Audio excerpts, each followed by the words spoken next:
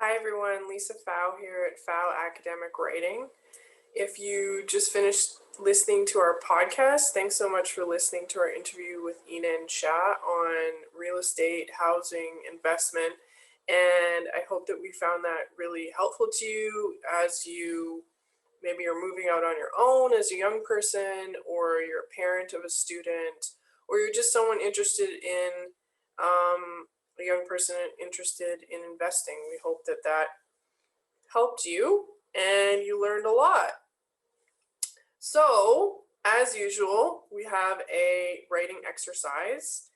You might be tuned into our podcast. You can also view this writing exercise on our YouTube channel, or if you're on our YouTube channel, you can also listen to our podcast by going to the link below. So since we just finished talking about housing, I thought I'd do something quick and fun in my notebook, if the page will fold over, about housing. So the first thing I want you to do, hopefully you have your pen and paper ready. If not, you might want to pause and go grab a pen and paper. What I want you to do is just draw the shape of a house in your notebook. So can you see that? So it looks like this, okay? And then I want you to divide this house into 4 quadrants. So now it looks like this. It's got kind of like a big T in the middle. They're going to be different categories, so for looking for a place to live. So the first one, I'm going to put physical. And the second one, I'm going to put emotional, financial, and quality of life. Okay, so now you have your 4 quadrants and you have these headings: physical, emotional, financial, quality of life. Okay, so now we have our house. It has 4 sections, and in each section we have the numbers 1 to 5. So what we're going to do is we're going to do 1-minute timer for each section and write down 5 things we want for each section. Now, this is, we're imagining like our ideal home, our ideal apartment, that kind of situation. So the first one, physical, you're going to pause the podcast or YouTube video and write down 5 physical attributes you want in this home. So, you know, maybe you want it to be 2-bedroom, for example.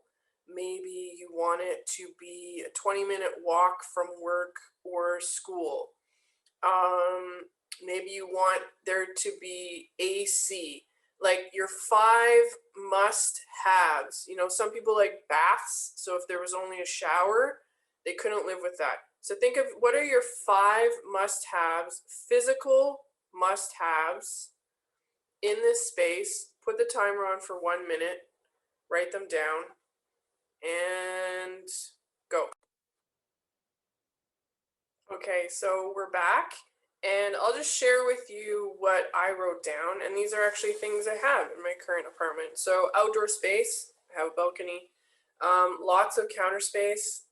I could have more counter space, but I have enough counter space in the kitchen. A lot of storage, yep, have a ton of closets. I actually wrote down 6 things. Bathtub and shower, yes, I need both. Plenty of light. I love plants, so I have a bunch of windows. And near the public transit, so there's a lot of buses around me, and I wanted, like, you know, 10-15 minutes to the nearest subway. So that's what I have for physical. Okay, so let's move on to emotional. So what kind of things do you need in your home that will help to fulfill your emotional needs? So for example, maybe quiet. Maybe you need peace and quiet. Maybe you need friendly neighbors. Maybe you need a park nearby that you can walk in. Maybe, what's another thing? Maybe you need like a busy neighborhood so you can go out and talk with people. Maybe if you're living with a roommate, there's a certain type of personality you're looking for. So think about what you need in this space to fulfill your emotional needs. Set a timer for a minute and go. Okay, so I'm back again. I'll just share with you what I wrote for emotional. So green space. I grew up in the country. I need a lot of green space. There's actually a park directly across from my building, and there's like a ravine I can walk in. So that's really important to me and feeling good and grounded. I like to walk. I don't like to drive. Driving stresses me out. So all the amenities, grocery stores, community center, whatever, are within a 20-minute walk, and it's good for my health. So I like that. The other thing that's important for me is a sense of community. So that's also why I like amenities to be in walking distance, because it makes it feel like it's a community as opposed to like a group of buildings or houses and everybody stays inside and you don't see anybody. So that's important to me. Quiet.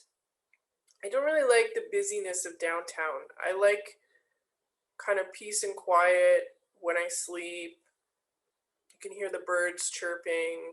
Again, there's this kind of like nature theme.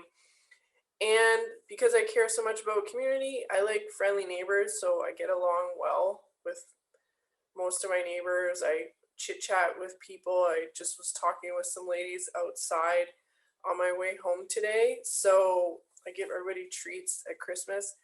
That's really important to me because, again, I grew up in a small town and I actually knew my neighbors. So these are important to my emotional well-being when I look for a place to live. So I would love to hear what you came up with. And now we're going to move on to the third thing. So financial. So for this one, I want you to think about, what do you want to spend money on for housing? So is it rent? Is it amenities like internet?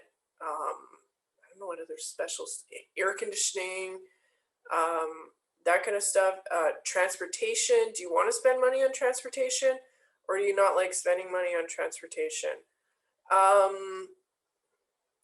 Food, like, do you want to have to travel a long way to the grocery store? Is the grocery store important to you? Would you rather get takeout? What do you want to spend money on in the place you live? What are you willing to spend money on? And what are you not willing to spend money on? So think about that. And when you've written down those 5 things, I want you to think realistically, how much money do you actually have in the pot to spend each month? Like overall in your whole life? And then think about how much of that you want to go toward things that are related to your housing. In general, you don't want to spend more than 50% of your income on housing. If you could spend like 25, that's freaking awesome. But you really don't want to go over 50. And that includes like rent, property tax if you have to pay it, hydro if you have to pay it, internet if you have to pay it, everything, repairs, things related to your housing space. So again, what are things you want to spend money on? How much money do you have in your budget total each month? And out of that total, how much do you want to put toward housing? And I think this will help later when you're trying to make decisions about where to live. So again, this one might take a little longer. You might want to set your timer for 90 seconds. And then we'll come back and you can share in the comments. I'll share with you. Okay, so I'm back. I'll just share with you things I'm willing to spend money on. So when I was a renter, I want to spend almost no money on rent. The most I ever spent on rent was $750 a month. Usually it was like $400 or $500 a month. And I lived in good places. I was just smart. I got roommates, that kind of stuff. So I did not want to spend money on rent. But I am willing to spend money on a mortgage because I think it's an investment.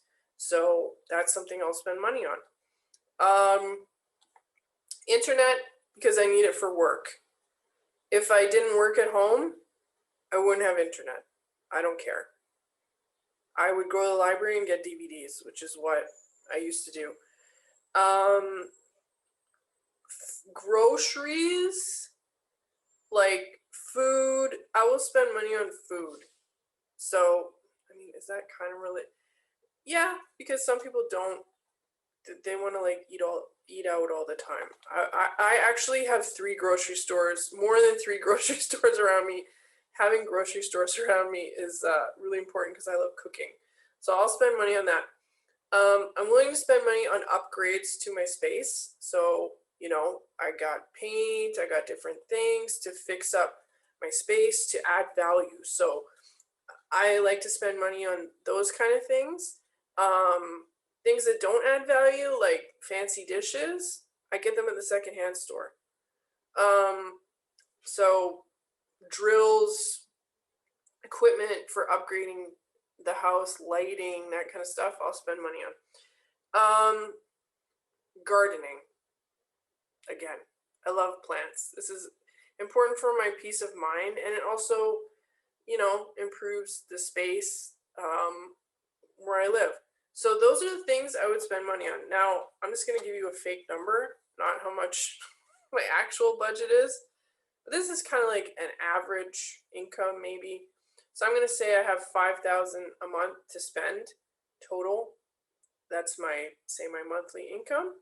And I'm only going to put $2,500 of that toward housing. The majority of that's going to go into my mortgage, condo fees, property tax, all the stuff that is mandatory required to, you know, live here.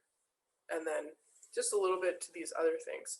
So think about this. This will help you to realistically realize how much rent can you afford, and then also to remember there's other things plus your rent. Hydro, if you bought a place, you have to pay condo fees, property tax. If you're living by yourself with roommates, internet, you know, are there things you need to maintain the house? Like just even simple cleaning supplies. You have to think about that. You don't want to have your place get all dirty. So think of the things you want to spend money on. And then the third thing is quality of life. So what do you need in your space or around your space that is important for creating a good quality of life for you? So again, set the timer for a minute. What do you need that's important for your quality of life? Go. So I grew up in the country, so I like outdoors. I need outdoor things. So a major thing is somewhere where I can do outdoor activities like play baseball or badminton or walk in the park or whatever. That's really important to my quality of life, my mental health. So I guess I had that emotional. This is weird, but a swimming pool. I'm a big swimmer. We can't swim during COVID, but every time I live somewhere, I check where's the nearest swimming pool and how long will it take me to get there. And I want an indoor pool so I can swim all year. Incidentally, in my current neighborhood, there's 2 swimming pools that are in walking distance, one indoor, one outdoor. So it's a paradise for me because I like outdoor in the summer and they're both free. Perfect. My dream. Friends and neighbors. So I do actually have some friends I can bike to their house from here. But a lot of my friends live downtown, which is why the other thing that's important for me for quality of life is good transit, because I don't like driving. So transit is super important to a good quality of life of where I live. And I have to be able to get to the airport because my family lives other places, so I have to be able to get there. And then finally, healthy food options. Although I have these chubby cheeks, I do eat pretty healthy, and that's important to me. And as I said, I love cooking. So I want to be in a place where there's affordable, healthy food that I can access all the time at different grocery store options, not just like a really expensive store or a teeny tiny store like I might find downtown. So that's my list. Okay, so now you kind of have like a blueprint fingerprint as you go out house hunting. And you can take this and do different things with it. You can rank like your must-haves in an apartment. What are your deal breakers? So for me, like a small kitchen, I can't deal with it. No way. I don't have AC in my apartment. For some people, not having AC, deal breaker, especially in Toronto. I don't mind it. So what is your deal breaker? What are your must-haves? Use this to start making a plan for where you want to live, so that when you go out looking for rental units, or maybe you're lucky and your parents want to buy a family condo for the kids to go to university, you have an idea and you're not just like blindly searching. And of course that list will change as you find out what you can afford and what is available, but it gives you kind of basic place to start. And that kind of protects you from getting pulled into something that maybe in the end is not really what you wanted. So I hope that you enjoyed today's YouTube writing exercise. I also hope you enjoyed today's podcast. And to find out more about PFAU Academic Writing, you can check out our website at www.fau.ca, or follow us on social media at PFAU_academic writing. If you need extra support with your academic studies or writing skills, send us a message anytime. We look forward to helping you reach your full potential on the page and in life.